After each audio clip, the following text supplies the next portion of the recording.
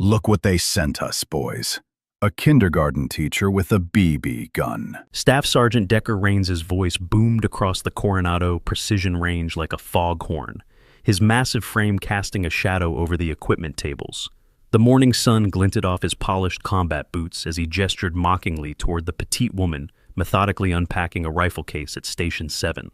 "I bet she's here to teach us how to shoot paper targets at the county fair." 30 elite SEAL operators erupted in cruel laughter, their voices echoing off the concrete barriers. The sound was predatory, wolves circling fresh prey.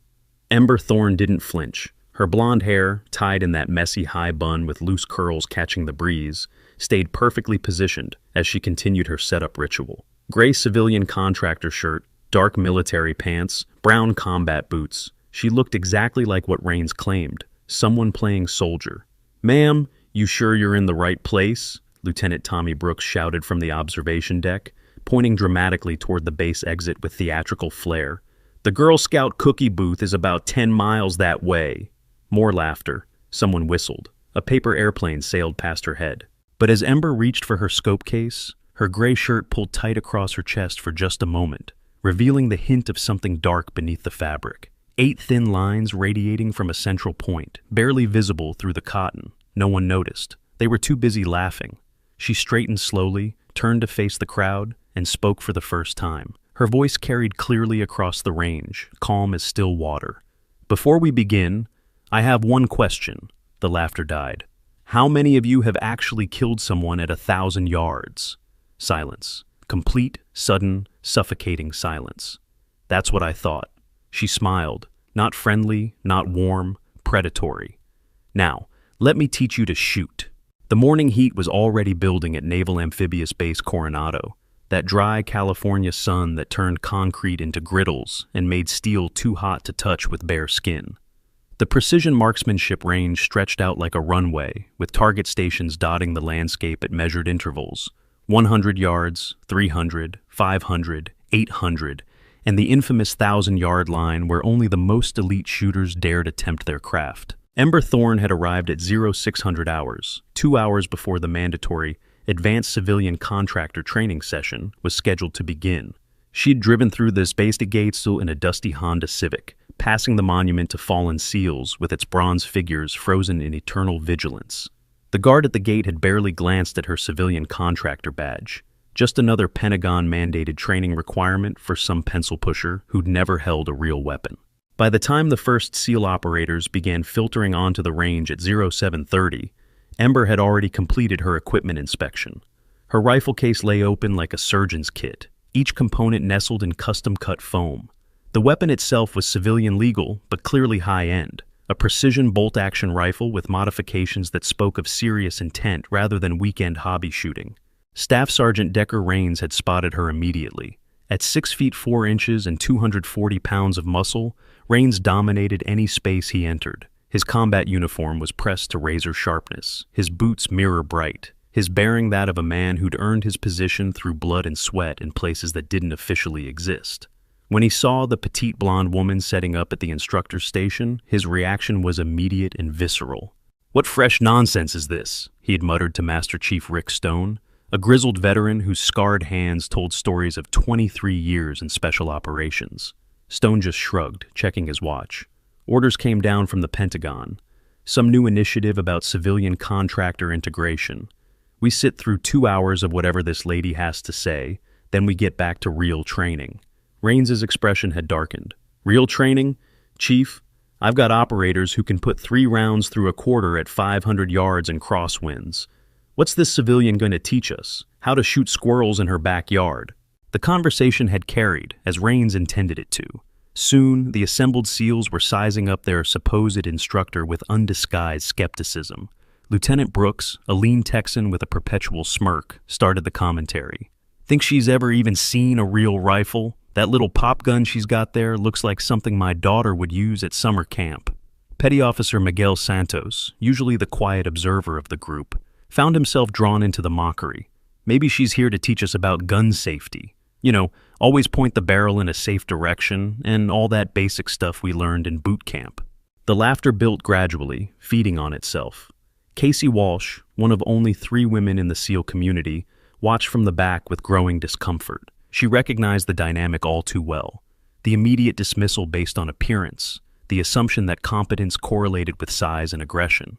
But even Casey found herself questioning what this civilian instructor could possibly offer to operators who trained at levels most people couldn't comprehend. Ember continued her setup, seemingly oblivious to the growing commentary. Her movements were methodical, precise, almost ritualistic. She checked her scope mounts 3 times, running her fingers along the rail system with the kind of attention most people reserved for defusing bombs. When she attached the bipod, each click of the mechanism was audible in the morning air, sharp and final, like a closing vault. "Look at her taking her sweet time," Rains called out, his voice carrying the authority of command. "We've got a full training schedule today, lady. Some of us have real missions to prepare for." Ember glanced up briefly, her blue eyes meeting his for just a moment. "Precision takes time, Sergeant. Rushing gets people killed." The response drew more laughter, but it was different now, edged with genuine contempt. "Killed?" Rains stepped closer, his bulk casting her in shadow. "Ma'am, with all due respect, you look like you'd faint at the sound of a firecracker. When exactly did you serve in combat?" "I didn't say I served in combat," Ember replied calmly, returning her attention to her rifle. "I said rushing gets people killed. That's true whether you're crossing a street or crossing a kill zone." Lieutenant Brooks jumped in from the observation deck. "Kill zone? Holy cow, she's using operator terminology now. Did you learn that from watching movies, sweetie?" The sweetie hung in the air like a challenge. Even the enlisted men shifted uncomfortably. There were lines you didn't cross, even in the military's rough-and-tumble culture. But Ember didn't react. She simply continued her preparation, checking her ammunition with the same methodical care she'd shown everything else. "You know what I think?" Rains announced to the crowd, playing to his audience now. "I think someone in Washington decided we needed sensitivity training disguised as marksmanship instruction. Pretty soon they'll be sending us flower arrangers to teach us about battlefield aesthetics." The laughter was ugly now, meant to wound. But as the sound washed over her, something shifted in Ember's posture. It was subtle, a straightening of the shoulders, a settling of weight into a more balanced stance. Her breathing changed too, becoming deeper, more controlled. The transformation was so slight that only someone with extensive combat training might notice it. Casey Walsh noticed. She'd spent enough time around truly dangerous people to recognize the signs. The nervous energy that had surrounded Ember like a cloud was dissipating, replaced by something much more focused. It reminded Casey of the stillness that came over snipers just before they engaged targets at extreme range. That moment when the human body became a precision instrument calibrated for a single purpose. "Sergeant Rains," Ember said, her voice carrying clearly across the range despite its quiet tone. "Since you seem to have opinions about my qualifications, why don't you demonstrate yours? Standard qualification course, 300 yards, 5 rounds, rapid fire." The challenge hung in the air like a gauntlet thrown down. Rains looked around at his men, seeing the expectation in their faces. He couldn't back down now, not in front of 30 elite operators who looked to him for leadership. "Ma'am, I appreciate the offer, but I don't think you understand what you're asking. This isn't a competition. This is supposed to be your instruction period." "Then instruct me," Ember replied. "Show me how it's done." Rains grabbed his rifle from the equipment rack, a military-issue M4 carbine configured for precision work. He'd qualified expert with it for 8 straight years, could hit man-sized targets at 400 yards consistently. The 300-yard shot she'd suggested was well within his capabilities, almost insultingly easy. He dropped into a prone position with practiced efficiency, adjusting his scope and checking wind conditions out of habit more than necessity. The morning air was still, the California sun providing perfect visibility. The target at 300 yards looked massive through his optic. 5 rounds, rapid fire, he announced, chambering the first round. "Watch and learn, ma'am." The shots came in quick succession. Bang, bang, bang, bang, bang, with barely a pause between them. Rains was a good shooter, one of the best in his unit. All 5 rounds found the target, clustering in an area about the size of a dinner plate. Not perfect, but solid performance that would earn him expert qualification on any military range. He stood up, ejecting the empty magazine with a flourish. "That's how it's done. Consistent, reliable, combat-effective shooting. Now, what exactly are you planning to teach us that we don't already know?" Ember walked over to the spotting scope, studying his target through the high-powered optic. The silence stretched out as she examined his work, her expression unreadable. Finally, she straightened up. "Not bad," she said. "Your breathing was consistent, your trigger control was smooth, and your sight picture was properly aligned. You're clearly well trained." Rains smiled, thinking he had made his point, but Ember wasn't finished. "However, your shots are pulling slightly left, suggesting either a trigger finger placement issue or a scope that's not perfectly zeroed. Your rapid-fire tempo was actually too fast for maximum accuracy. You weren't allowing time for proper follow-through on each shot. And most importantly, you were shooting at a stationary target in perfect conditions with unlimited time to prepare." She paused, letting that sink in. "In real combat, how often do you get perfect conditions?" "Look, lady," Rains began, but Ember held up a hand. "My turn?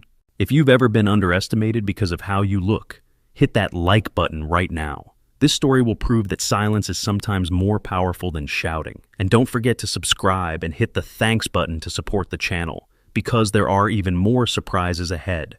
By the way, what country are you watching from? Let me know in the comments."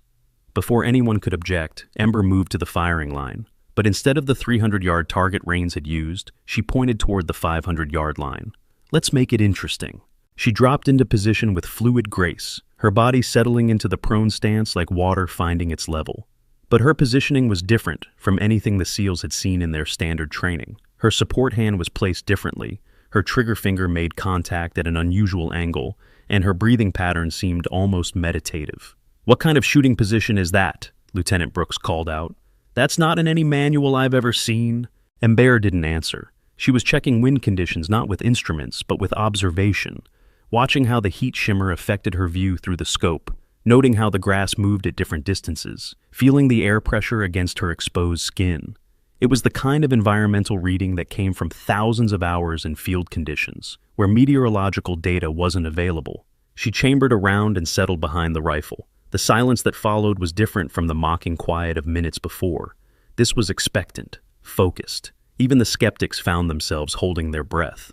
The shot broke like thunder, the sound echoing off the concrete barriers and rolling across the range. Through the spotting scope, Casey Walsh watched the 500-yard target, dead center sear exactly in the middle of the X-ring. "Not bad," Rains admitted grudgingly, "but one shot doesn't..." 4 more shots followed in rapid succession, each one precisely timed, each one delivered with mechanical consistency. When the echoes faded, Ember stood up and stepped back from the rifle. "Check the target," she said simply. Casey adjusted the spotting scope, bringing the distant target into sharp focus. What she saw made her gasp audibly. All 5 shots had passed through the same hole, not just in the X-ring, but overlapping so precisely that the damage looked like it had been made by a single, perfectly placed round. "That's impossible," Rains whispered, moving to the spotting scope himself. "At 500 yards, with rapid fire, environmental factors alone should spread those shots by at least." He stopped talking when he saw the target for himself. The other SEALs crowded around, each taking their turn at the optic. The impossible had just happened in front of 30 witnesses. "Lucky shot," Lieutenant Brooks announced, but his voice lacked conviction. "Wind conditions must have been perfect." 5 lucky shots?" Casey asked quietly. "All in the exact same place?" Master Chief Stone had been in special operations long enough to recognize something extraordinary when he saw it. He studied Ember with new eyes, taking in details he'd missed before. The way she moved with unconscious efficiency, the complete absence of wasted motion in her actions, the fact that she'd just accomplished something that shouldn't have been possible with a civilian rifle under field conditions. "Ma'am," he said carefully, "where exactly did you learn to shoot like that?"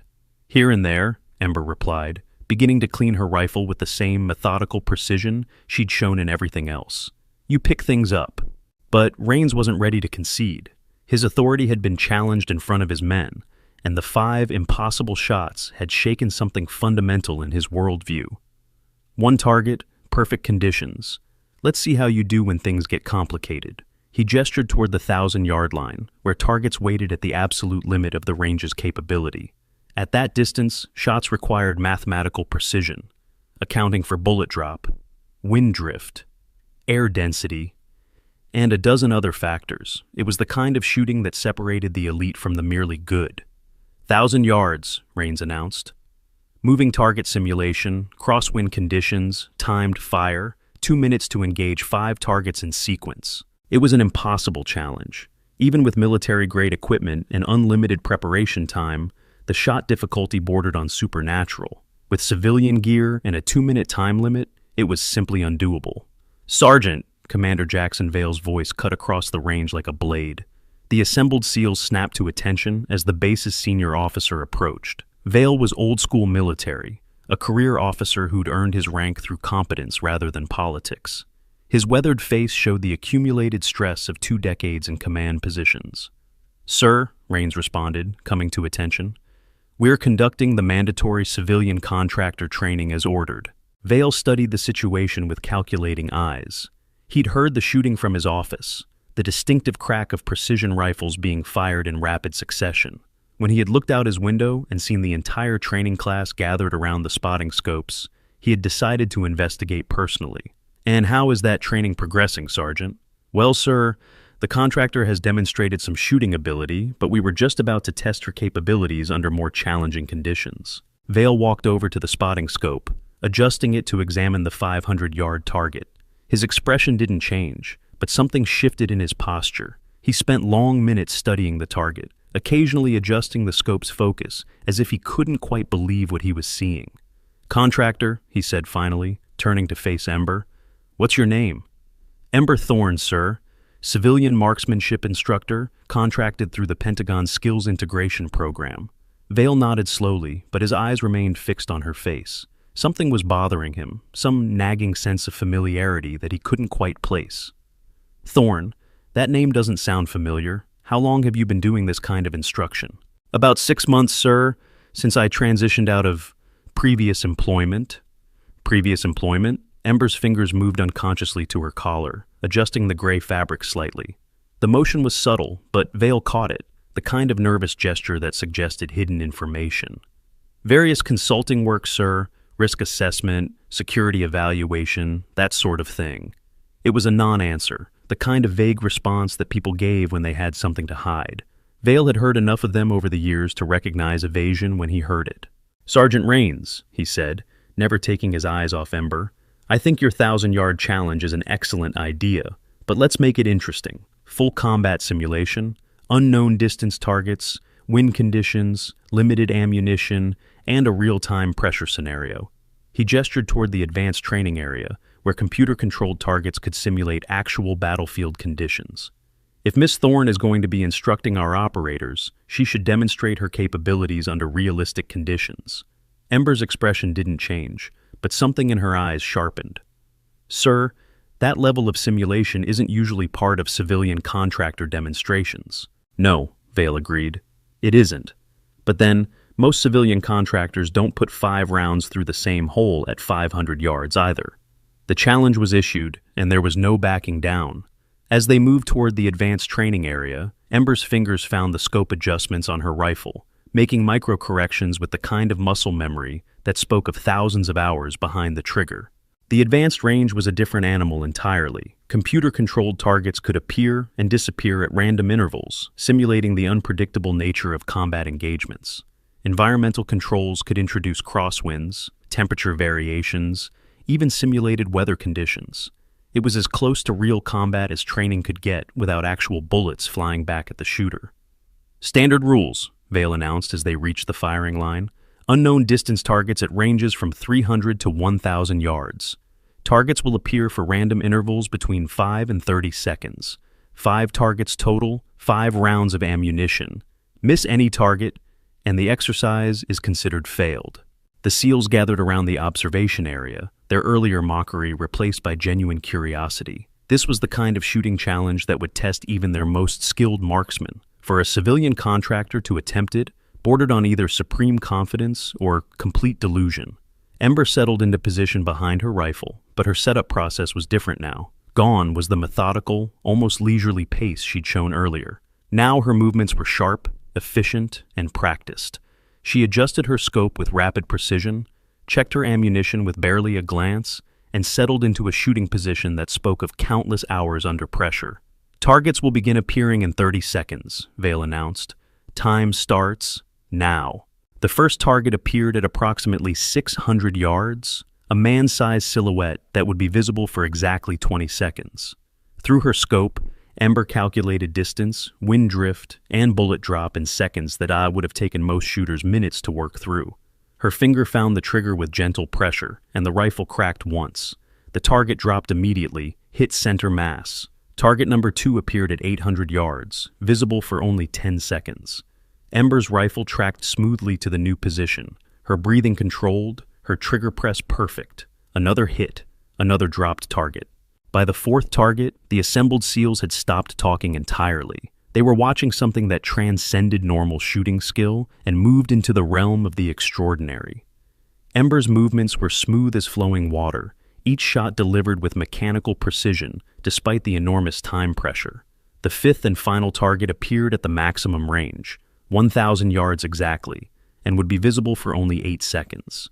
At that distance, with that time constraint, the shot was mathematically at the edge of possibility. The bullet would take over a second to reach the target, meaning Ember had to predict exactly where it would be when the round arrived.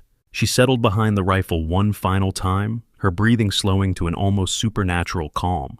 The world around her seemed to fade away. The watching SEALs, the pressure of the challenge, everything except the target and the precise calculations needed to reach it. The rifle spoke, and 1 second later, the distant target fell. Silence followed, absolute and complete.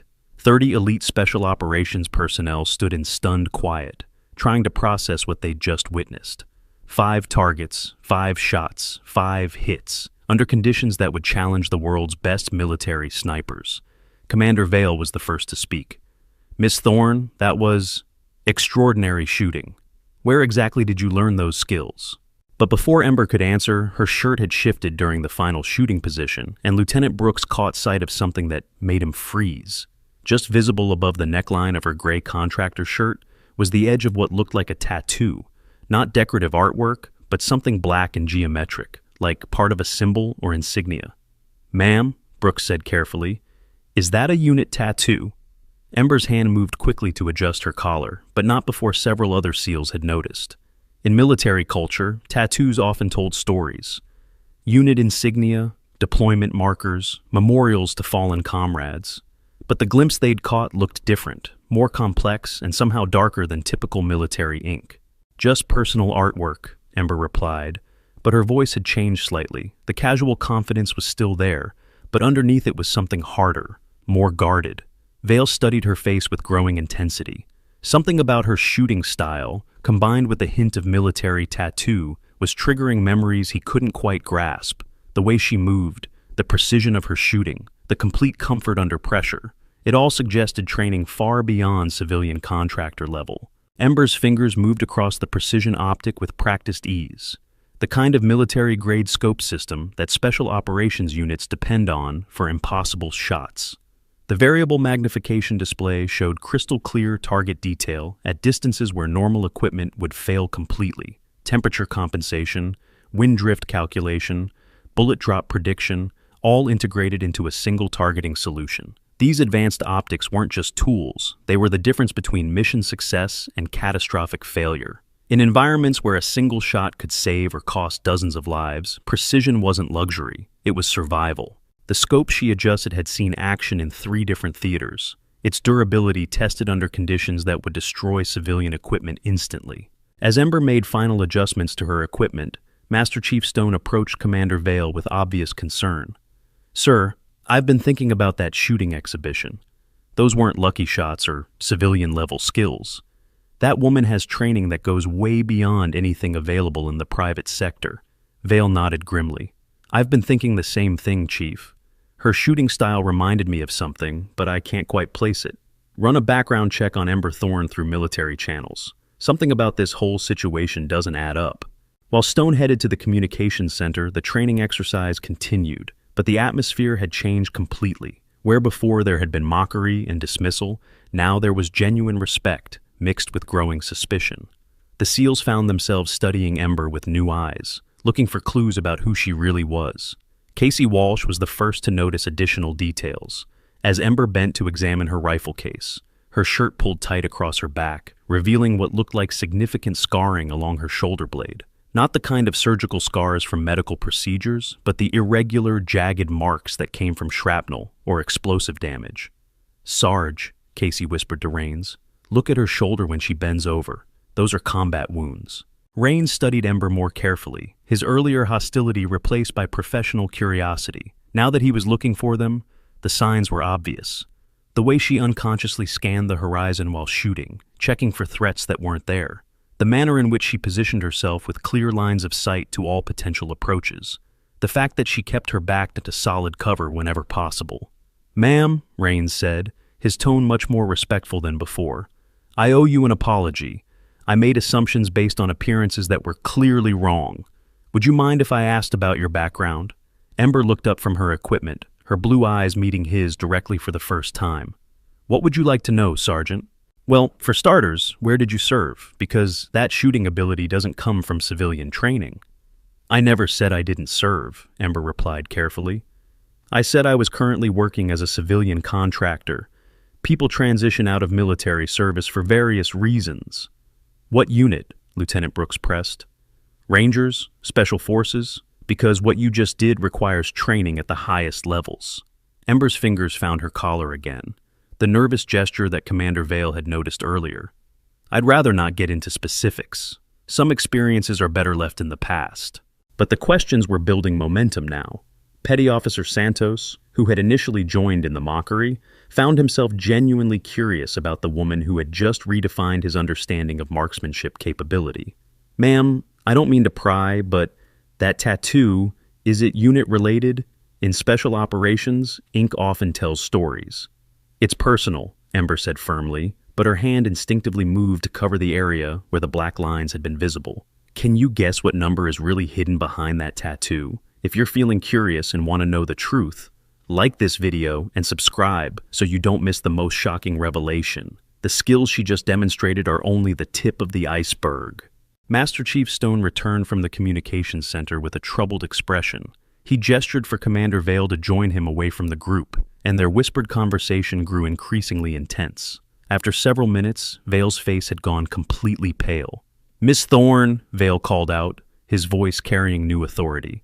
"Could I speak with you privately for a moment?" As they walked away from the gathered SEALs, Vale's mind was racing. Stone's background check had turned up disturbing inconsistencies. Ember Thorne existed as a person, social security number, civilian contractor credentials, even a clean driving record. But there were gaps in her history, periods where she seemed to disappear from any official records. "Miss Thorne," Vale began carefully, "Chief Stone ran a routine background verification, and we're finding some anomalies. Could you clarify your military service record?" Ember stopped walking and turned to face him directly. For a moment, her carefully maintained civilian demeanor slipped, and Vale caught a glimpse of something much harder underneath. "Commander, my contractor credentials are legitimate. I'm qualified to provide the training specified in my Pentagon authorization. Is there a specific problem with my performance today?" "No," Vale admitted. "Your performance has been extraordinary. That's actually what's concerning me. The level of skill you've demonstrated suggests training that goes far beyond standard military instruction. People can exceed expectations, sir." "Not like this," Vale said firmly. "What you did today, 5 shots through the same hole at 500 yards, then perfect performance under full combat simulation. That's not exceptional military training. That's elite special operations level skill." Ember said nothing, but something in her posture shifted. The casual contractor facade was melting away, replaced by the bearing of someone accustomed to handling classified information under pressure. "Miss Thorne, I'm going to ask you a direct question, and I need a direct answer. Have you ever been assigned to any special operations unit, particularly one involved in classified activities?" The silence stretched between them for long seconds. In the distance, the SEALs were engaged in animated discussion about the shooting demonstration they'd witnessed. But here, in this bubble of growing tension, 2 people were circling around truths that could reshape everything. "Commander," Ember said finally, "there are some questions that I'm not authorized to answer. My current assignment is to provide marksmanship instruction to your personnel. I believe I've demonstrated my qualifications for that role." It was confirmation without admission, the kind of careful response that intelligence professionals used when discussing matters that officially didn't exist. Vale felt pieces of a puzzle beginning to fall into place, but the picture they formed was deeply troubling. On the desk lay the standard deployment paperwork, the financial protection documents every operator completed before heading into hostile territory. Life insurance policies specifically designed for high-risk military operations, with coverage calculations that factored in the realities of special operations. The premiums were higher, but so were the stakes. Families needed guarantees that went beyond standard civilian policies, investment programs tailored for military careers, accounting for irregular income, deployment cycles, and the unique challenges of transitioning from active duty to civilian life. It wasn't just about the money. It was about ensuring that service members could focus on their missions without worrying about their family's security. The statistics were clear. Properly structured military financial planning reduced stress-related performance issues by 40%. While Vale and Ember continued their tense conversation, Master Chief Stone was conducting his own investigation. He'd returned to the communications center and was digging deeper into military databases, using access codes that reached into the classified realm of special operations records. What he found made his blood run cold. There was an Ember Thorne in the civilian contractor database, but there was also a classified file for someone named Scarlett Morrison, call sign Spider, who had served with a special operations unit that had been involved in some of the military's most sensitive missions. According to the classified records, Morrison had been declared killed in action during an operation designated Phantom Ridge, approximately 5 years earlier. But looking at the file photograph of Scarlett Spider Morrison, Stone found himself staring at a face he recognized. Younger, harder, with the 1,000-yard stare of someone who had seen too much combat, but unmistakably the same woman who was currently demonstrating impossible marksmanship skills to a group of Navy SEALs. Stone's hands shook as he printed the classified file. If he was right, if Ember Thorne was actually Scarlett Morrison, then they were dealing with someone who had been officially declared dead for 5 years. Someone whose kill count, according to the classified records, stood at 512 confirmed enemy eliminations.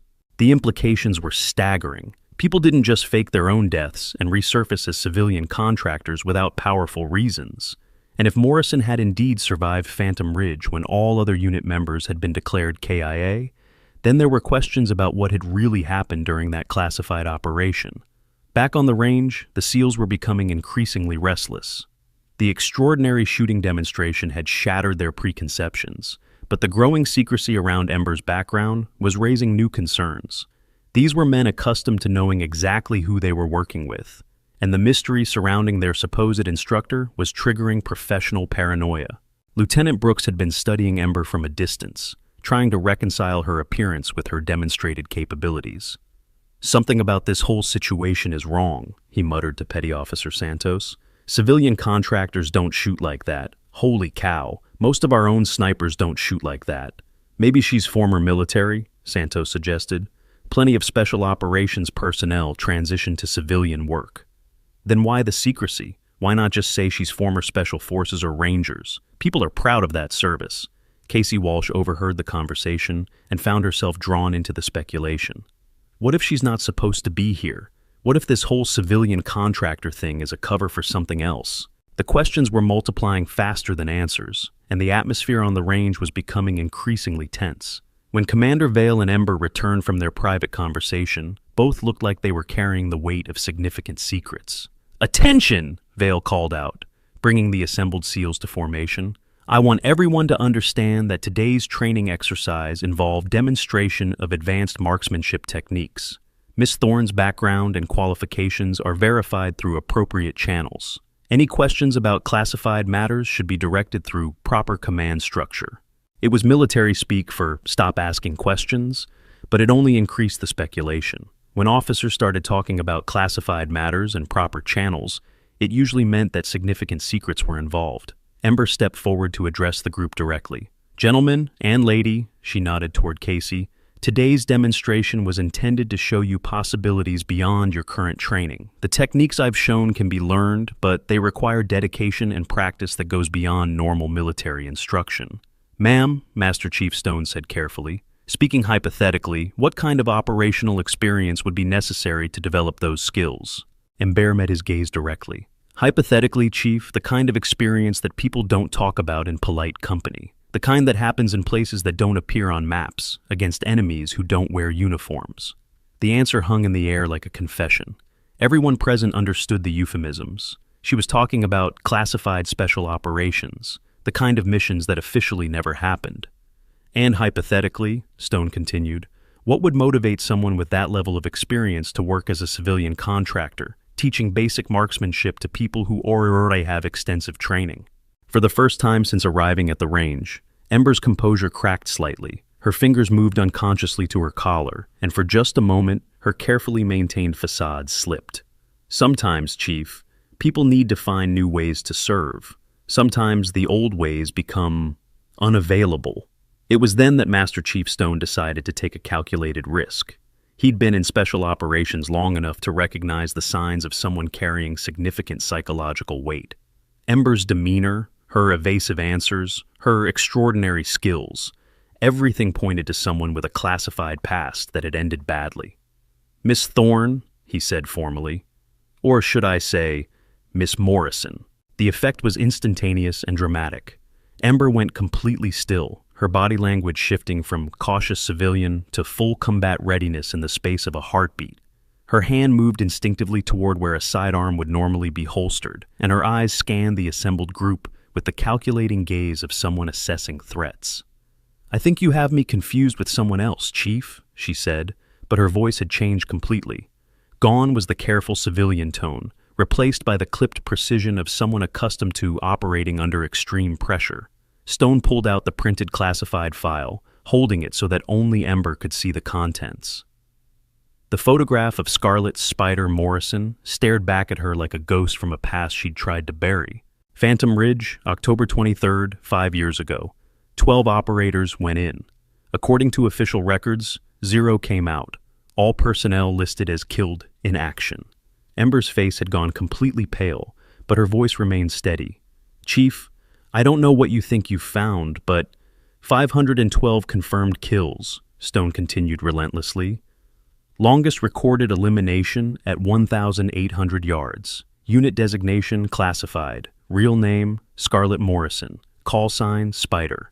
The word Spider hit the assembled SEALs like a physical blow. Even in the highly classified world of special operations, certain names became legend. Spider was one of them, a mythical figure who had supposedly operated in the deepest black operations, achieving kill counts that bordered on the supernatural.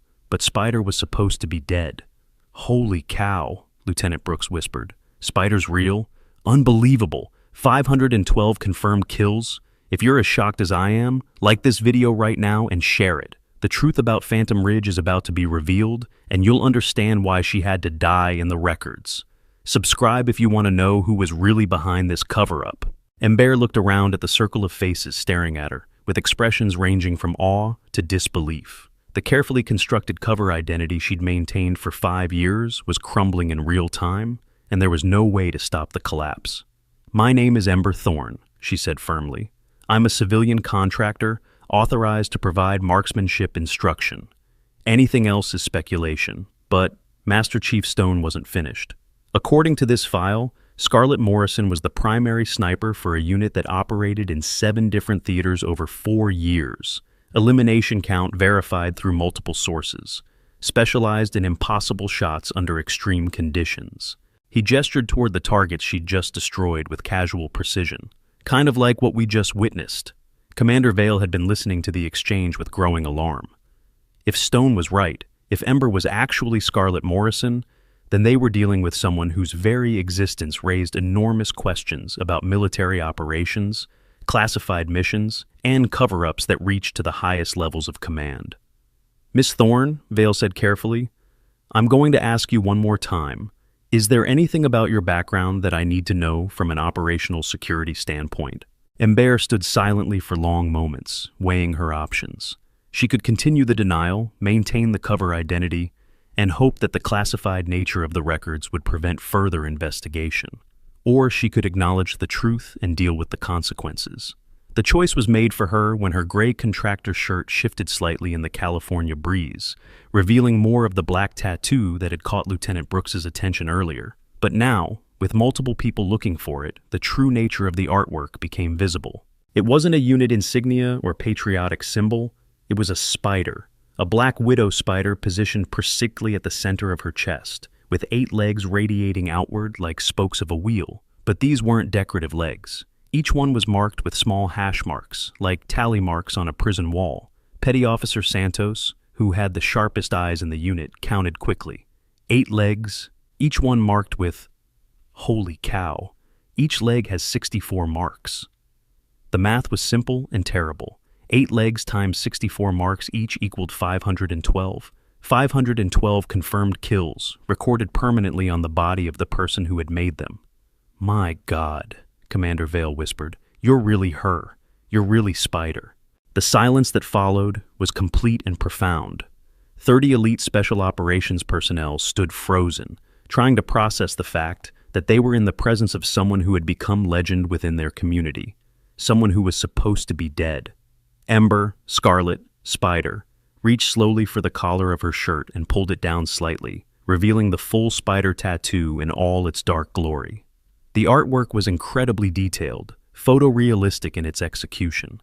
The spider's body sat directly over her heart, while the 8 legs spread across her chest and shoulders like a reminder of every life she'd taken. "My name," she said quietly, "is Scarlett Morrison.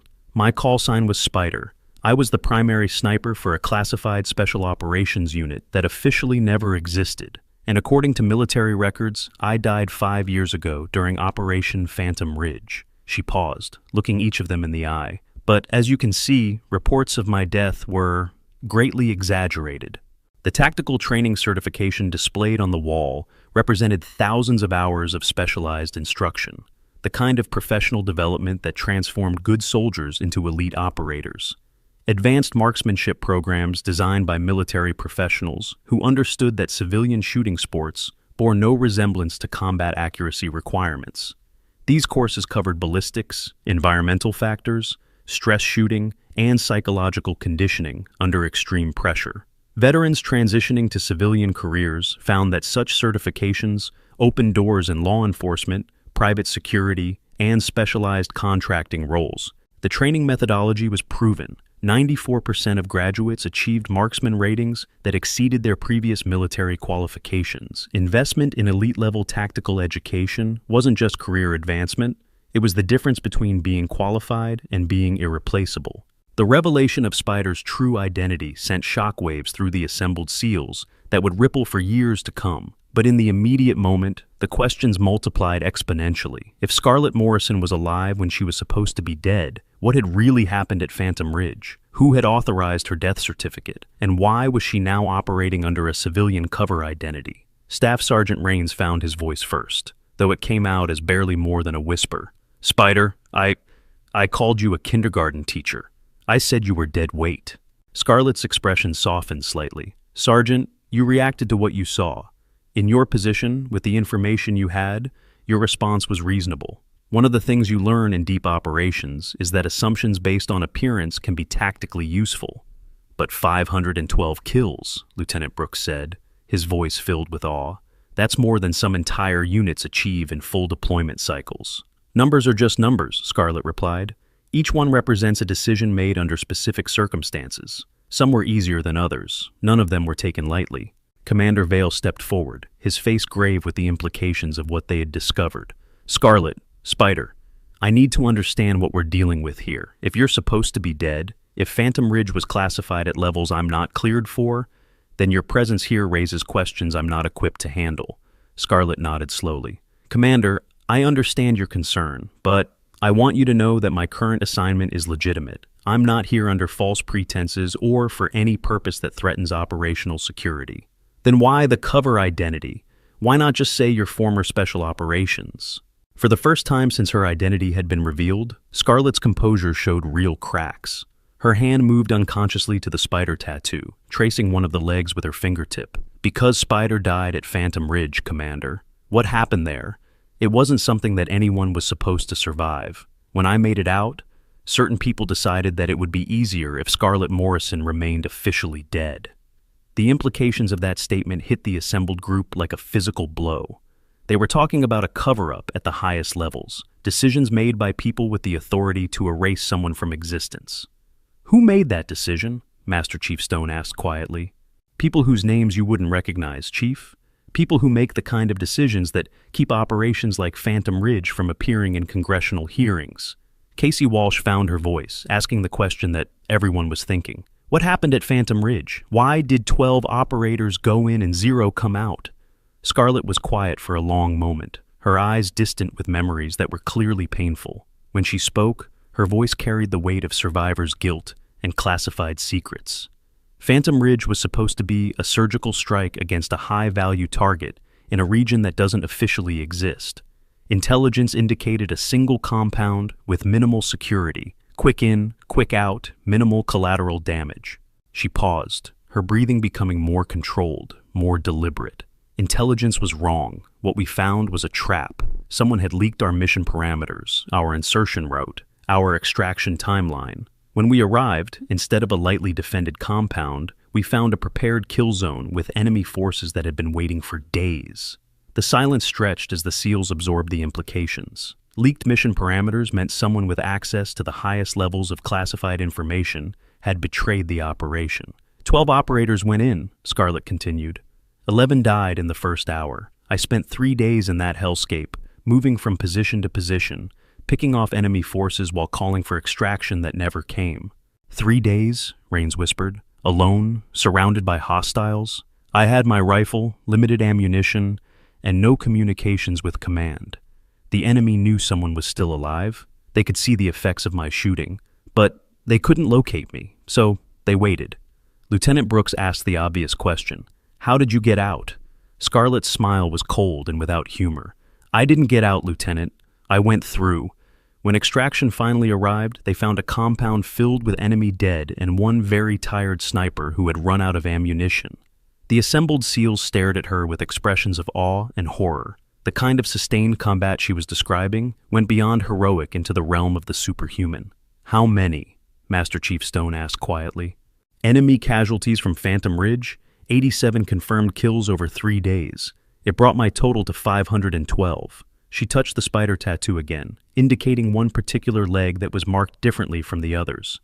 This leg represents the 87 from Phantom Ridge. I had it modified after I got back to acknowledge the cost of that operation. This salute cascade moment gives me chills.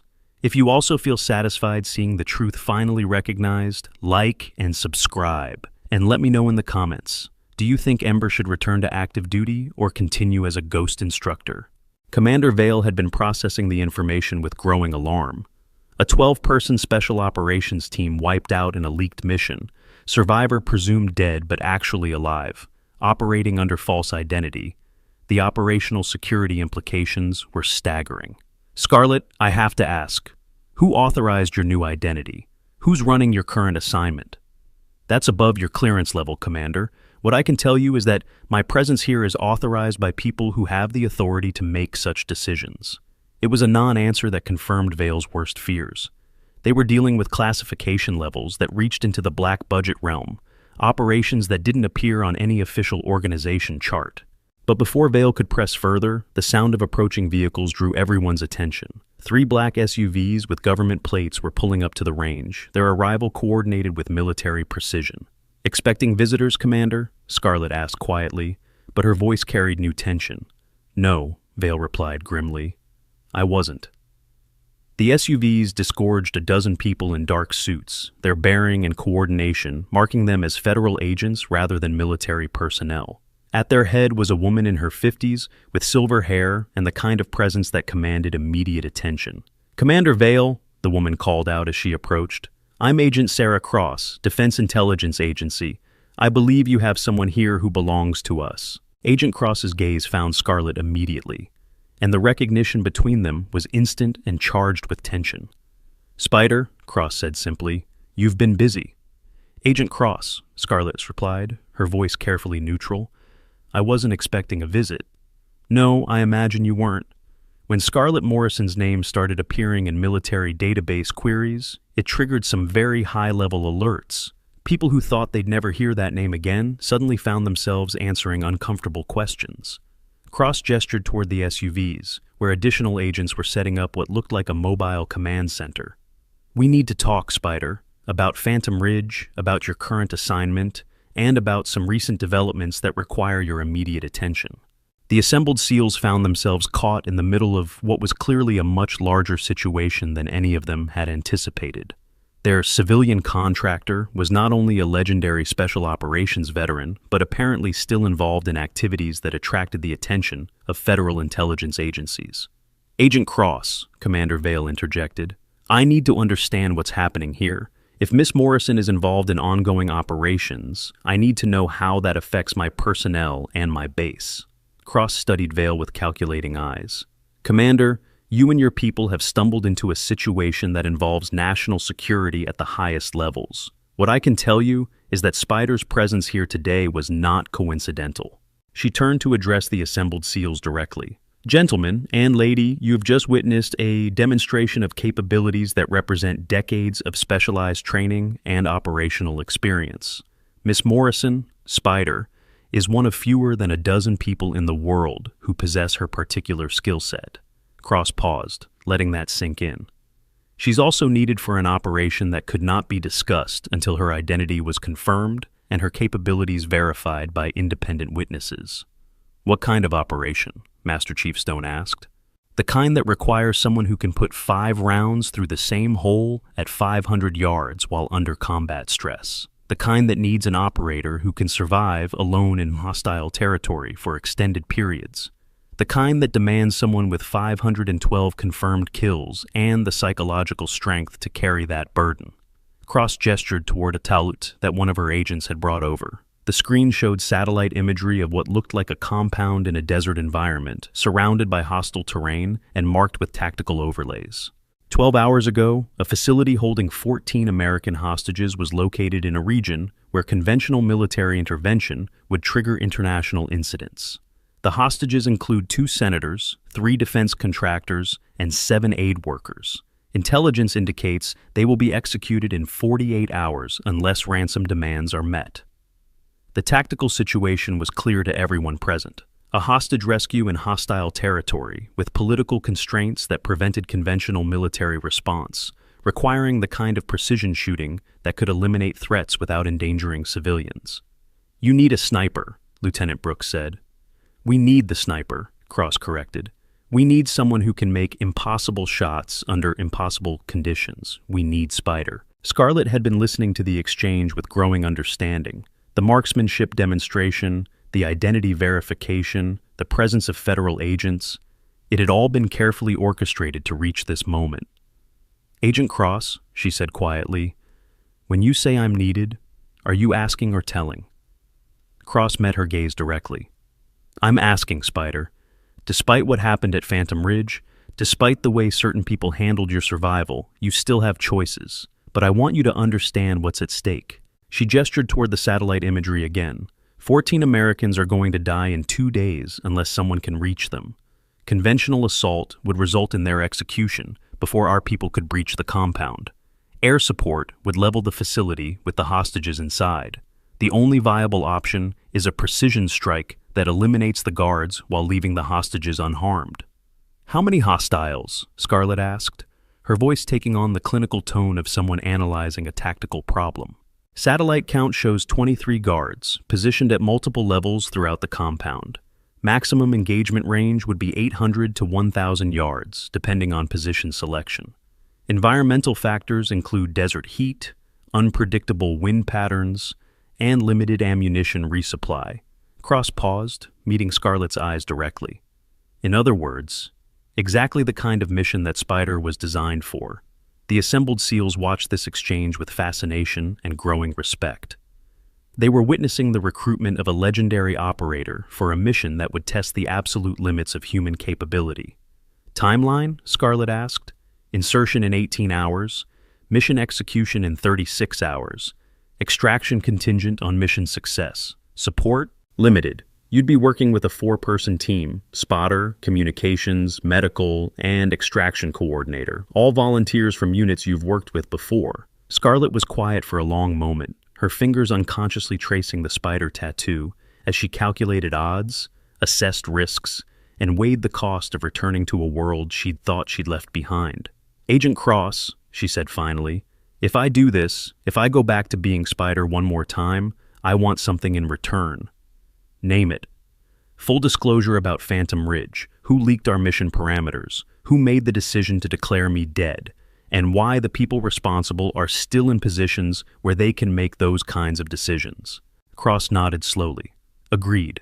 Complete the mission, and you'll have access to files that will answer all of those questions. And the people responsible will face appropriate consequences." It was a promise of justice that had been 5 years in the making. Scarlet looked around at the assembled SEALs, these elite warriors who had witnessed her revelation and accepted the truth of who she really was. "Sergeant Rains," she said, addressing the man who had called her a kindergarten teacher just hours earlier, "you asked what I could teach you that you didn't already know." "Yes, ma'am. I can teach you that sometimes the most dangerous person in the room is the one nobody expects. I can teach you that judgment based on appearance can be tactically fatal. And I can teach you that when everything goes wrong, when your team is gone, and your ammunition is limited, and your extraction is compromised, sometimes the only choice is to go through instead of going around." She turned to address the group as a whole. "Today you learned that I'm someone you thought was dead. Tomorrow, 14 Americans will learn whether I'm still someone who can keep people alive." Scarlet reached into her rifle case and removed a small object, a coin-like medallion with the image of a black spider on one side and tally marks on the other. She handed it to Sergeant Rains. "Something to remember today by, Sergeant, and something to remember that the quiet ones are often the ones carrying the heaviest burdens." As Agent Cross and her team began their preparations for departure, Scarlet took a moment to speak privately with Commander Vale. "Commander, I want you to know that everything that happened here today was genuine. The skills demonstration, the identity revelation, the mission briefing, all of it was real. Your people handled the situation with professionalism and integrity." "Spider," Vale said, using her call sign with obvious respect, I want you to know that what you did here today, showing these young operators that their assumptions could be wrong, that's valuable training that goes beyond marksmanship. They're good people, Commander. Take care of them. Bring those hostages home, Spider. Show the world that legends are sometimes real."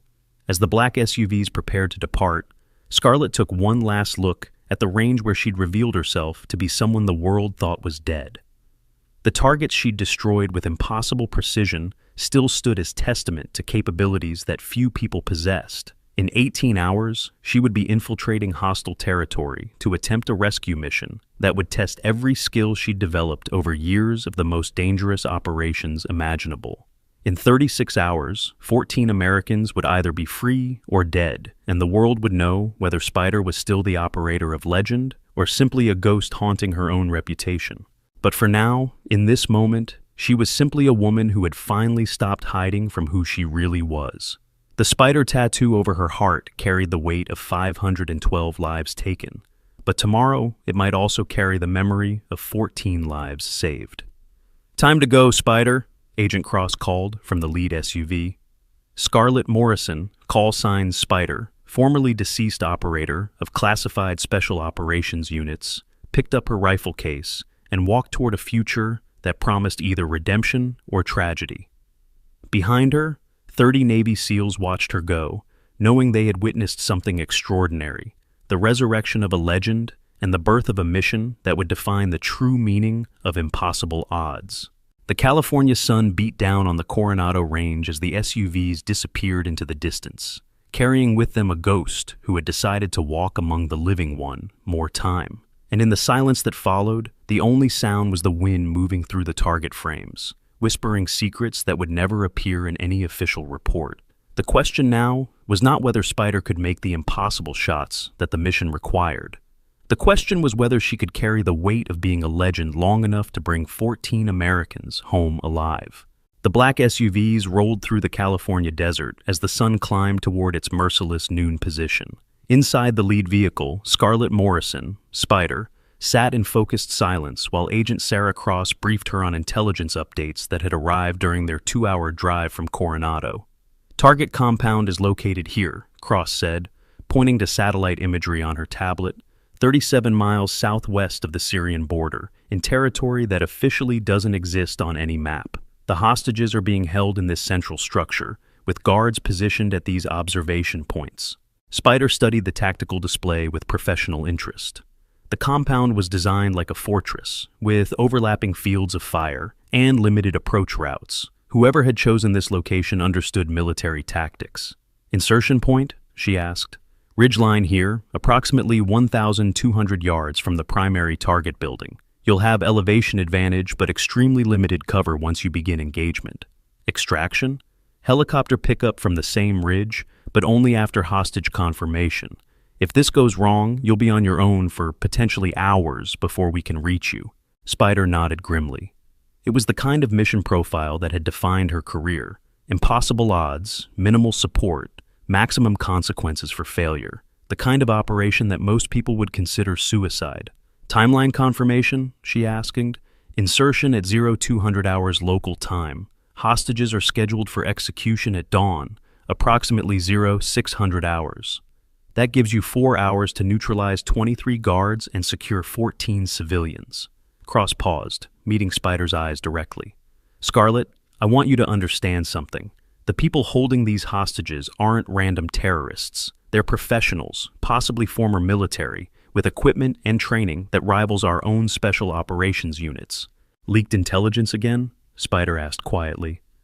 We're investigating that possibility, but for now, assume that they know we're coming and plan accordingly. The implication sent a chill through the vehicle. If this was another Phantom Ridge scenario, if someone with access to classified information was feeding intelligence to hostile forces, then Spider was walking into a trap designed specifically for her. 2 hours later, the convoy reached a forward operating base hidden in a rocky canyon that appeared on no official maps. The facility was minimal, a few hardened bunkers, communications equipment, and landing zones for helicopters that didn't officially exist. Spider's support team was already assembled and waiting. She recognized them immediately. Operators she'd worked with during her official career, people who understood the kind of precision required for impossible missions. Spider, called out Technical Sergeant Marcus Webb, her former spotter from 3 different deployments. Been wondering when you'd come back from the dead. Marcus, she replied with genuine warmth. Still think you can keep up with my shooting pace? Only one way to find out. The reunion was brief but meaningful. These were people who had shared the most dangerous moments of her career, who understood the weight she carried and the choices she'd made. Having them as support meant the difference between a mission and a suicide run. Agent Cross gathered the teams around a tactical display table where detailed intelligence materials were spread like a battle plan. Final briefing in 30 minutes. Equipment check in 60. Insertion in 6 hours. Spider spent the remaining daylight hours in focused preparation. She checked and rechecked her rifle, making microscopic adjustments to scope settings and testing ammunition consistency. Each round was hand-selected, each measurement verified to tolerances that would be meaningless to anyone except a precision shooter operating at extreme ranges. As the sun set over the desert, painting the sky in shades of blood and fire, Spider found herself thinking about the Navy SEALs she'd left at Coronado. By now, they would be processing everything they'd witnessed, trying to reconcile the quiet instructor with the legendary operator. The story would spread through the special operations community, creating ripples that would eventually reach the highest levels of command. But that was a problem for another day. Tonight, 14 Americans were counting on skills they didn't even know existed, trusting their lives to someone whose name appeared on death certificates and classified files. The helicopter insertion went perfectly, as these things rarely did. Spider and her support team were on the ground and moving toward their objective within minutes of touchdown, their equipment distributed and communications tested. The desert night was crisp and clear, perfect conditions for precision shooting. Spider settled into her hide position on the ridgeline at exactly 0200 hours, her rifle barrel extended through carefully arranged camouflage that would render her invisible to anyone more than 50 yards away. Through her scope, the compound appeared as a collection of heat signatures and moving shadows, guards patrolling in patterns that suggested professional training. "Spider, this is Overwatch," Marcus's voice came through her earpiece. "I count 23 hostiles, 14 civilians in the central structure. Guards are armed with assault rifles and positioned for overlapping coverage. Copy Overwatch, beginning target assessment." What Spider saw through her scope confirmed her worst fears. The guard positions weren't random, they were specifically designed to make a precision shooting approach nearly impossible. Whoever had planned this operation knew exactly how special operations rescue missions worked and had prepared accordingly. Overwatch. I'm seeing professional positioning and equipment. These aren't random terrorists. Confirm, Spider. Target discipline and movement patterns suggest military training. Spider spent the next hour studying the compound, identifying guard rotations, communication procedures, and potential vulnerabilities. What she found was deeply troubling. The entire setup appeared designed to lure a rescue attempt into a carefully prepared kill zone. At 0400 hours, 2 hours before the scheduled execution, Spider made her decision. Overwatch, beginning engagement, execute on my mark. Copy, Spider, standing by. The first shot broke the desert silence like a crack of thunder. One guard dropped instantly, eliminated with surgical precision before he could raise an alarm. Spider's rifle cycled smoothly, chambering the next round as she acquired her second target. Shot 2, 3, 4. Each one delivered with mechanical precision, each guard eliminated before awareness could spread to the others. Spider moved through her target list with the methodical efficiency that had made her legendary, her breathing controlled, her movement smooth as flowing water. By 0430, 12 guards had been eliminated without a single alarm being raised. The compound appeared peaceful, but Spider knew the remaining hostiles would be the most dangerous, the ones positioned to respond to exactly this kind of attack. Spider, be advised. Movement in the central structure. Hostiles are moving toward the civilian holding area. The timeline had just accelerated. If the remaining guards reached the hostages, the mission would become a bloodbath that no amount of precision shooting could prevent. The Spider shifted position, moving to a secondary hide that provided a different angle on the compound. Through her scope, she could see guards rushing toward the central building, assault rifles ready, their movements suggesting they were preparing to execute the hostages rather than allow rescue. Shot 13 came at a range of 1,400 yards, beyond the theoretical limits of her rifle system. The bullet took nearly 2 seconds to reach its target, requiring calculations that accounted for wind drift, bullet drop, and the movement of both shooter and target. The guard dropped just as he reached the entrance to the hostage building. 14, 15, 16. Spider was moving through the remaining targets with desperate speed, knowing that each second of delay increased the risk to the civilians. Her rifle had become an extension of her body, each shot delivered with the kind of precision that defied human capability. At 0445, with 7 guards remaining and dawn beginning to lighten the eastern horizon, Spider faced the impossible shot that would define the entire mission. The last guard cluster was positioned around the hostage building in a formation that made simultaneous elimination necessary. If any one of them had time to enter the structure, 14 Americans would die. Overwatch, I need target coordinates for simultaneous engagement. Spider, that's 7 targets in overlapping positions. Maximum time window is 30 seconds before they breach the building. Copy, execute in 3, 2, mark. What followed defied every principle of physics and human capability that military training manuals considered possible. 7 shots in 30 seconds, each one delivered at ranges exceeding 1,000 yards, each one accounting for different environmental factors and target movements. 7 guards dropped in rapid succession, their elimination so precisely timed that the last one fell just as the first one's body hit the ground. The compound fell silent, its defensive perimeter completely neutralized by a single shooter, operating at ranges that most people would consider impossible. Compound secure, Spider reported, her voice steady despite the superhuman feat she'd just accomplished. Moving to hostage extraction. The rescue itself was almost anticlimactic compared to the shooting exhibition that had preceded it. 14 Americans, senators, defense contractors, aid workers, emerged from their prison into a desert dawn that they'd never expected to see. Their rescue had been accomplished by someone whose existence was officially denied, using skills that pushed human capability beyond recognized limits. But as the extraction helicopter approached and the rescued hostages were loaded aboard, Spider found herself thinking not about the mission's success, but about the implications of what she'd discovered. The compound's professional setup, the guards' military training, the tactical positioning that suggested inside knowledge of rescue procedures. All of it pointed to the same conclusion that had haunted her since Phantom Ridge. Someone with access to the highest levels of classified information was feeding intelligence to hostile forces. Someone in a position of trust and authority was betraying American operations for reasons that Spider couldn't yet understand, and until she found out who and why, no mission would ever be truly secure. The helicopter ride back to the forward operating base gave Spider time to process the night's events. 23 confirmed eliminations, 14 civilians rescued, 0 friendly casualties. By any metric, the mission had been a complete success. But success felt hollow when it was built on a foundation of betrayal and cover-ups that reached to the highest levels of command. Agent Cross was waiting at the landing zone, her expression mixing relief with something that looked like apprehension. "Outstanding work, Spider. Preliminary reports indicate all hostiles eliminated, all civilians recovered safely."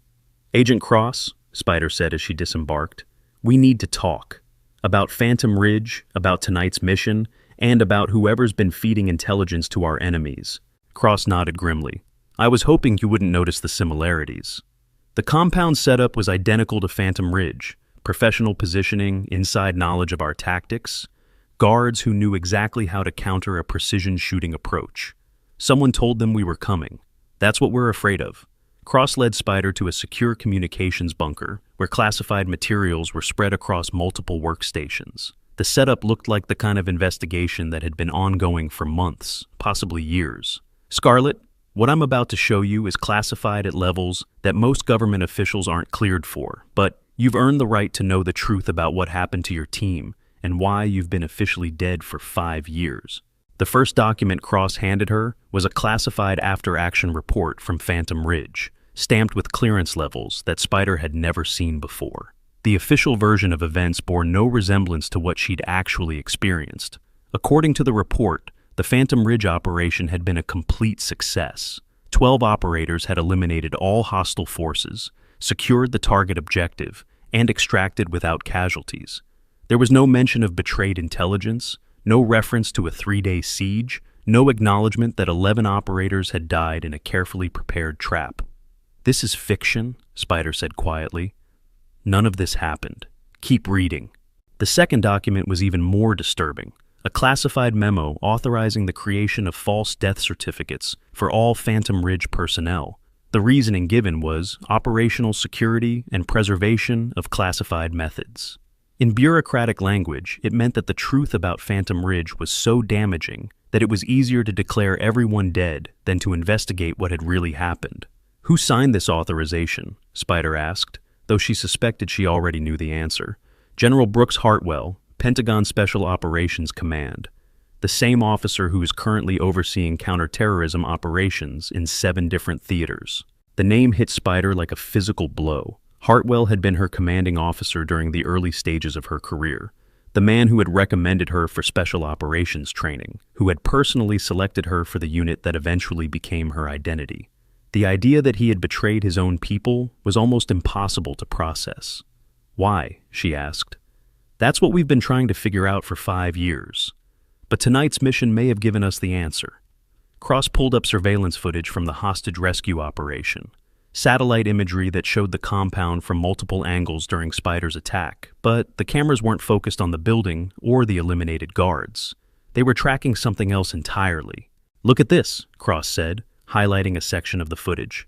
At 0452, approximately 7 minutes after compound security was neutralized, we detected a brief communication burst from inside the target building. The hostages had communications? No.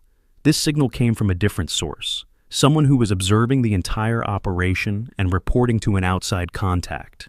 The implications were staggering. Someone had been inside the compound during the rescue, watching Spider's every move, documenting her capabilities and methods.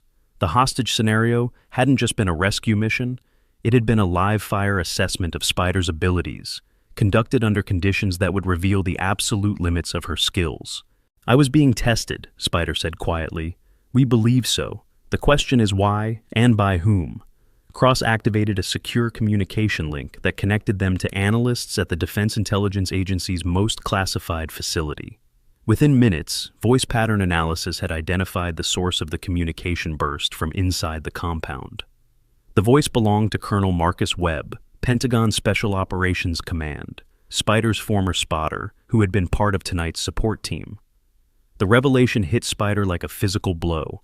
Marcus had been with her on a dozen missions, had spotted targets for her most difficult shots, had been one of the few people she trusted absolutely. The idea that he had been feeding information to hostile forces was almost impossible to accept. "Marcus has been compromised?" she asked. "Worse than that," Cross replied grimly. "We believe he's been working for General Hartwell since before Phantom Ridge. The betrayal of your unit wasn't random intelligence leaks. It was a deliberate test of your capabilities under extreme stress. They murdered 11 operators to test me? That's what the evidence suggests. Hartwell wanted to know if the rumors about Spider were true, if one person could actually survive the kind of impossible odds that had become your reputation. Phantom Ridge was designed as the ultimate test. Spider felt something cold and deadly settling in her chest, a rage that had been building for 5 years, finally finding its target. The deaths of her teammates, the years of hiding, the carefully constructed cover identity, all of it had been orchestrated by the very people who were supposed to protect American interests. And tonight was Phase 2. Hartwell needed updated assessment of your capabilities, verification that 5 years hadn't diminished your skills. The hostage rescue was real, but it was also intelligence gathering. Cross pulled up additional files, documents that painted a picture of corruption and betrayal that reached to the highest levels of military command. General Hartwell hadn't been working alone. He was part of a network of senior officers who had been selling classified information to foreign governments for years. "How many others know?" Spider asked. "That's what we're trying to determine. But based on tonight's mission results, we believe Hartwell is planning something that requires someone with your specific skill set." "What kind of operation?"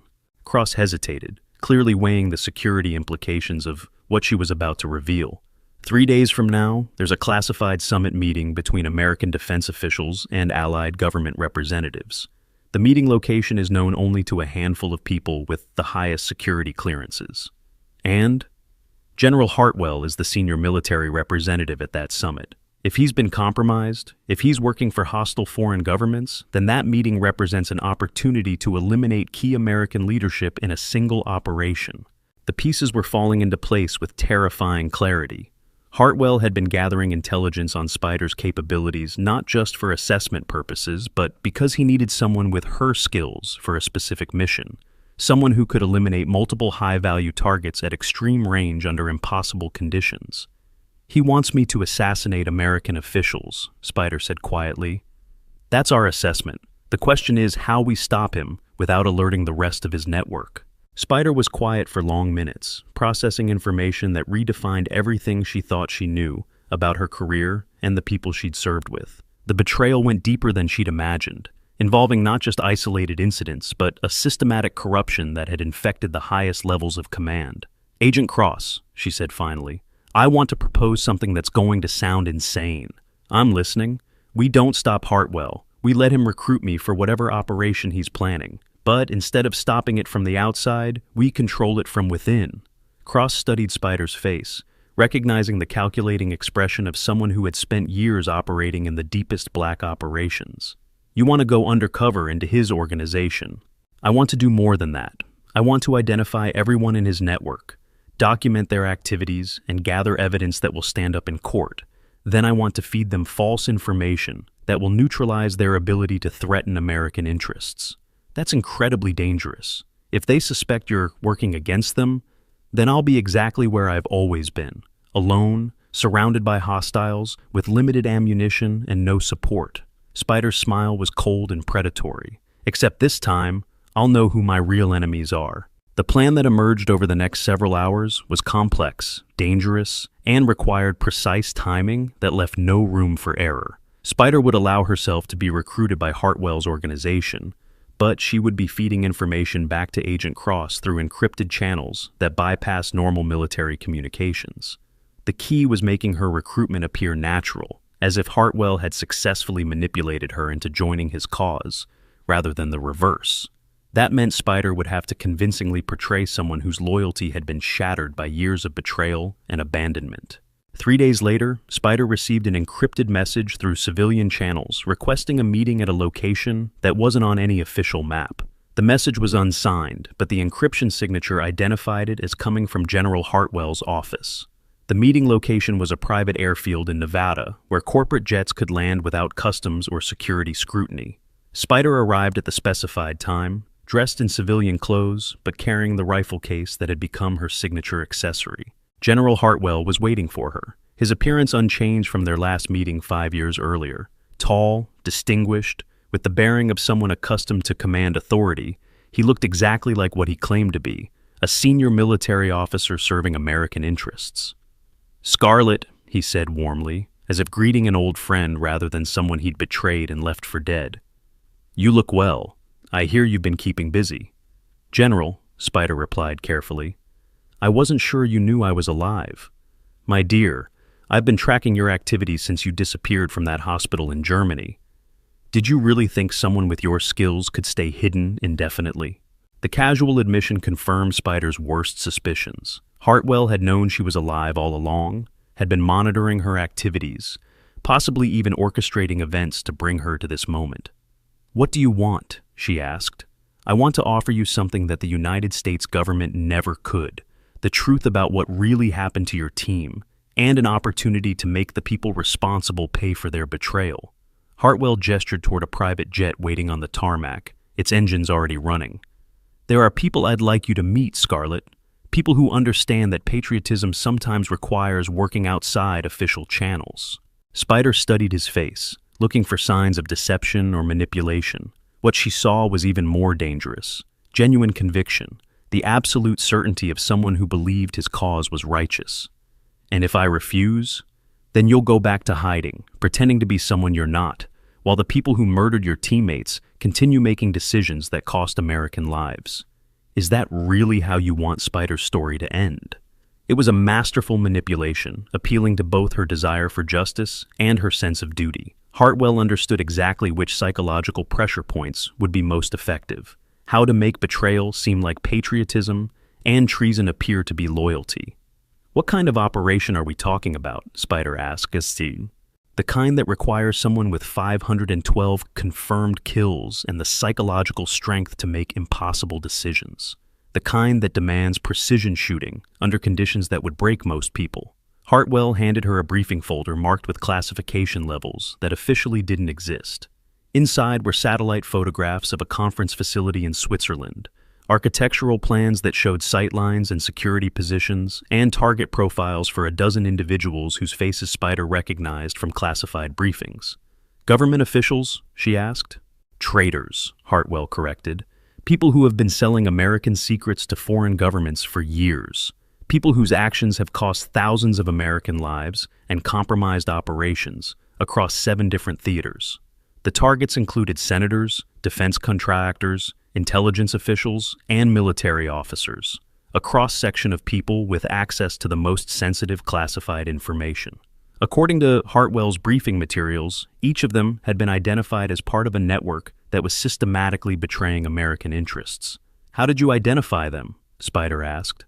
"Years of investigation, surveillance, and intelligence gathering. We've documented their activities, traced their communications, followed their financial transactions. The evidence is overwhelming." Spider studied the briefing materials with growing unease. The intelligence was incredibly detailed, far beyond what any normal investigation could have produced. The level of surveillance and penetration suggested resources that went far beyond what a rogue general could access. "Who's backing this operation?" she asked. "Patriots, Scarlett. People who understand that sometimes the system is too corrupt to reform from within. People who believe that decisive action is necessary to preserve American security." "That's not an answer." Hartwell's expression hardened slightly. "Some questions are better left unasked. What matters is that we have the resources, intelligence, and authority to eliminate threats that the official government is unwilling to address." It was confirmation that Hartwell wasn't working alone, that his organization had support from sources he wasn't willing to identify. The implications suggested foreign government involvement, possibly hostile intelligence services that were using American assets to eliminate inconvenient obstacles. "Timeline?" Spider asked. 48 hours. The targets will be gathered at this facility for a classified summit meeting. Security will be minimal because the location and participant list are known only to people with the highest clearances. Extraction? You will be provided with documentation and transportation that will allow you to disappear permanently. New identity, financial resources, complete separation from any past associations. Spider nodded slowly, as if considering the offer seriously. General, I have one question that's going to determine my answer. What's that? Why didn't you extract me from Phantom Ridge? You had the resources, the intelligence, the authority, but you left me there for 3 days, surrounded by hostiles, with no support and limited ammunition. Why? Hartwell's expression didn't change, but something shifted in his eyes. Because I needed to know if Spider was real or just a legend. I needed verification that you could survive impossible odds and still complete the mission. You murdered 11 operators to test me. I sacrificed 11 people to identify someone with the capabilities necessary to preserve American security. It was a tactical decision based on operational requirements. The casual admission of mass murder, delivered with bureaucratic calm, confirmed everything that Spider needed to know about Hartwell's character and motivations. He wasn't a patriot making difficult choices. He was a sociopath using American assets to serve foreign interests. I need 24 hours to consider your offer, Spider said. Of course, but understand that this opportunity won't be available indefinitely. The operation requires someone with your specific skills, and there are very few people in the world who possess them. As Spider left the airfield, she was already composing the encrypted message she would send to Agent Cross. Hartwell's organization was larger and more dangerous than they'd suspected, with resources that suggested state-level support and objectives that went far beyond simple corruption. The next 24 hours would be critical. Spider needed to convince Hartwell that she was willing to participate in his operation, while simultaneously providing intelligence that would allow Cross to identify and neutralize the entire network. It was the kind of delicate manipulation that required perfect timing and absolute precision. But as she drove away from the airfield, Spider found herself thinking about the Navy SEALs she'd left at Coronado just days earlier. 30 elite operators who had witnessed her resurrection from official death, who had seen proof that legends could be real and that quiet competence could triumph over loud arrogance.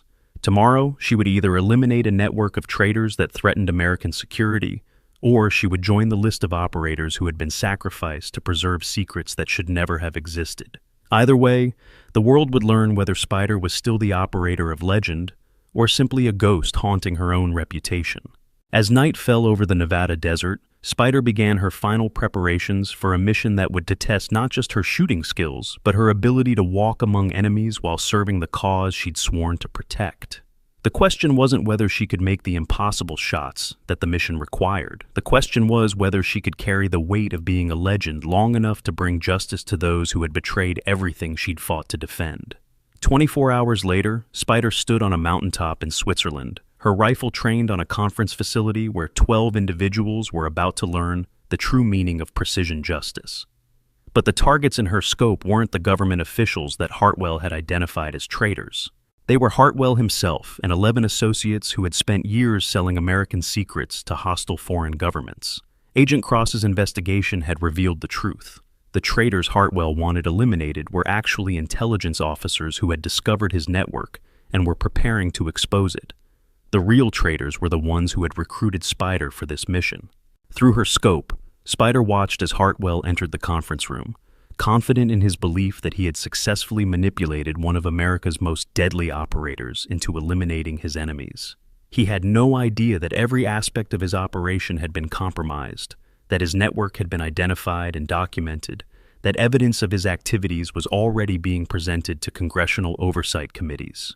Spider's finger found the trigger as Hartwell took his seat at the conference table. 5 years of betrayal, 11 murdered teammates, countless American lives lost to leaked intelligence. All of it was about to be answered with the kind of precision that had made her legendary. "Overwatch, this is Spider," she whispered into her communications device. "Beginning engagement." "Copy, Spider. Justice is served."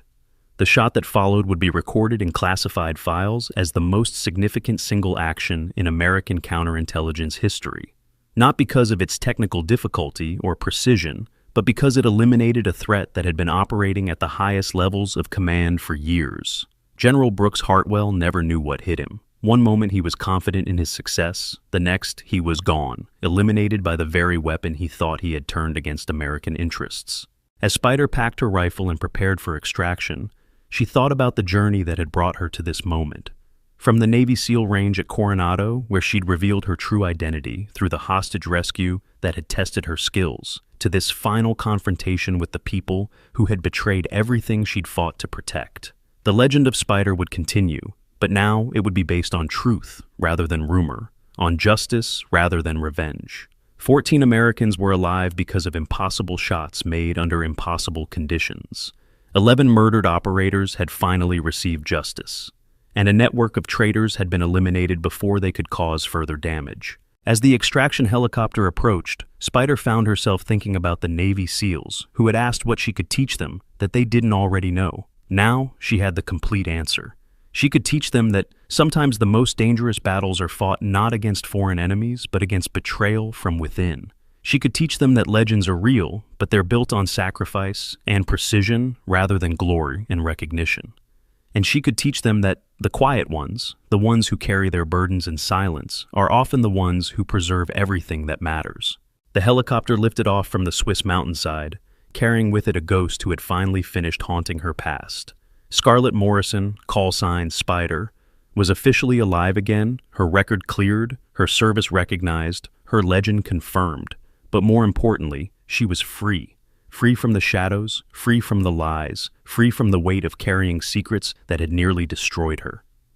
The spider tattoo over her heart would always carry the memory of 512 lives taken, but now it also carried the promise of justice served and truth revealed. As the helicopter banked toward home, Spider allowed herself a rare smile. The question hadn't been whether she could make the impossible shots that justice required. The question had been whether she could carry the weight of being a legend long enough to ensure that legends meant something worth believing in. And the answer, written in precision and paid for in blood, was yes. The story would never appear in official reports or congressional hearings. But in the quiet corners of the special operations community, wherever elite warriors gathered to share stories that couldn't be told in polite company, they would speak of the day when Spider returned from the dead, to teach the world that some legends are too important to stay buried. And sometimes, the most important lesson isn't about shooting. It's about knowing when to shoot, who to trust, and how to carry the weight of impossible choices with quiet grace. The helicopter disappeared into the distance, carrying with it the final chapter of a story that had begun with mockery and ended with justice. In the silence that followed, the only sound was the mountain wind whispering secrets that would never appear in any official record. But the truth would live on, carried by those who understood that sometimes the greatest victories are won not with loud proclamations, but with quiet competence, not with arrogant display, but with precise action, not with the need to be seen, but with the willingness to remain invisible until the moment when visibility serves a greater purpose. Spider was home. 6 months later, at a small cafe in downtown San Diego, a blonde woman in civilian clothes sat reading a newspaper over morning coffee. The headline spoke of mysterious resignations in Pentagon leadership, a classified investigation that had quietly eliminated threats to national security. Most readers would never understand the true story behind the bureaucratic language. But Scarlett Morrison understood perfectly. Her phone buzzed with a text from Agent Cross. New situation developing, interested in consultation work. Scarlett smiled, finishing her coffee. The spider tattoo remained hidden beneath her shirt, but its meaning had evolved. No longer just a record of lives taken, it had become a symbol of justice preserved. She typed back, always ready to teach. Some legends never truly retire. Behind every uniform is a person trying their best, seeing each other with respect. Thank you for being here. Don't forget to subscribe to TNG Story.